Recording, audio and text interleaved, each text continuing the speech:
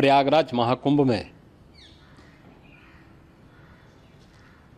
श्रद्धालुजनों की भारी भीड़ है। लगभग 8 से 10 करोड़ श्रद्धालु इस समय प्रयागराज के अंदर मौजूद है। कल भी 5.5 करोड़ श्रद्धालुजनों ने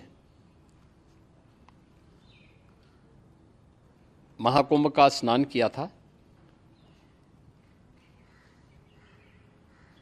ये जो भारी दबाव श्रद्धालुजनों के कारण और श्रद्धालुओं के संगम नोच पर जाने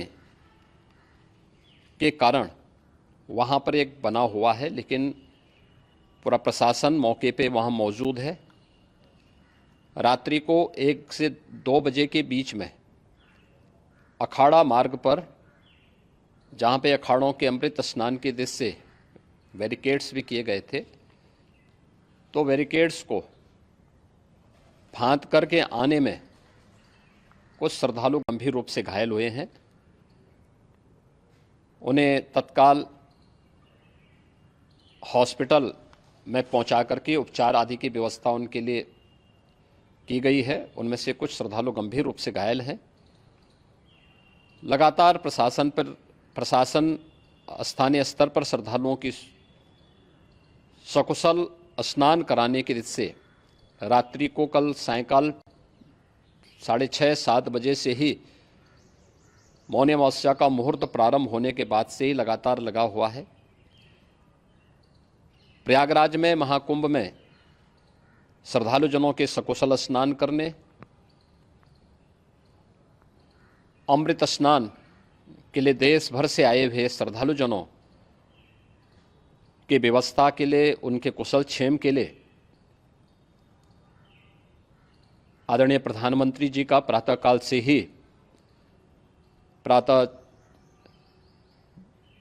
से ही उनके लगभग 4 बार प्रधानमंत्री जी ने हालचाल लिया है।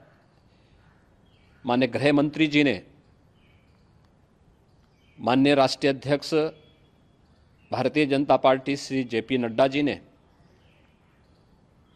माननीय गृह मंत्री श्री अमित शाह जी ने भी, और प्रदेश की माननीय राज्यपाल श्रीमती आनंदीबेन पटेल जी ने भी लगातार जानकारी लेकर के सभी के कुशल क्षेम और सकुशल स्नान कराने के बारे में निरंतर रिपोर्ट ले रहे हैं। हम लोगों की प्रातःकाल से ही श्रद्धालुजन जो भी आए हैं वे स्नान कर सकें, इसके लिए यहाँ पे उच्च स्तरीय बैठक भी चल रही है, जिसमें मुख्य सचिव भी हैं, डीजीपी हैं, प्रमुख सचिव गृह हैं, मुख्यमंत्री कार्यालय के अपर मुख्य सचिव के साथ साथ एडीजी लॉ एंड ऑर्डर के साथ साथ अन्य वरिष्ठ अधिकारीगण मौजूद हैं। प्रयागराज में हालात वर्तमान में नियंत्रण में हैं, लेकिन भीड़ का दबाव बहुत बना हुआ है। अखाड़ा परिषद से जुड़े हुए पदाधिकारियों के साथ मैंने स्वयं भी बातचीत की है। आचार्य महामंडलेश्वरों से भी, पूज्य संतों के साथ भी मेरी बातचीत हुई है, और पूज्य संतों ने बड़ी ही विनम्रता के साथ इस बात को कहा है कि नहीं, श्रद्धालुजन पहले स्नान करेंगे और फिर जब उनका दबाव कुछ कम होगा और वे सकुशल वहाँ से निकल जाएंगे, तब हम लोग स्नान करने के लिए संगम की तरफ जाएंगे। अभी पहले श्रद्धालुजनों को, चूँकि देश भर से आए हैं, तो इसके लिए उन्हें सभी अखाड़े इसके लिए सहमत हैं और सभी लोग इस व्यवस्था के साथ जुड़े हुए हैं। लगातार इस दिशा में हम लोगों का प्रयास है कि जो अब तक प्रातःकाल से ही आपने देखा होगा, कल मैंने बताया कि कल लगभग 5.5 करोड़ श्रद्धालु कल महाकुंभ का स्नान किए हैं, और आज प्रातःकाल तक लगभग 8:30 बजे तक 3 करोड़ से अधिक श्रद्धालु स्नान कर चुके हैं, और ये लगातार जारी है। लेकिन संगम नोच पर, अखाड़ा मार्ग पर, नागवासुकी मार्ग पर लगातार दबाव बना हुआ है, और वहाँ पर श्रद्धालुजनों की सुविधा के लिए भी हर प्रकार की वहाँ पर प्रशासन पूरी मुस्तैदी के साथ लगा हुआ है।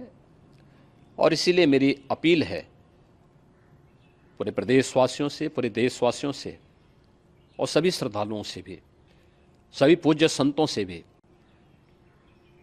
कि अफवाह पर कोई ध्यान न दें, संयम से काम लें। ये सब आयोजन सभी लोगों का है। प्रशासन उनकी सेवा के लिए पूरी तत्परता के साथ लगा हुआ है। केंद्र और राज्य सरकार पूरी मजबूती के साथ वहाँ पर हर प्रकार का सहयोग करने के लिए तत्पर है। लेकिन कोई किसी अफवाह पे ध्यान न दें।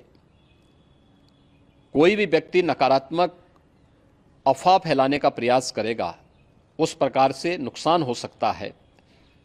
और जहां पर हैं आप, लगभग 15 से 20 किलोमीटर के दायरे में अस्थायी घाट बनाए गए हैं, उसमें कहीं भी वे स्नान कर सकते हैं।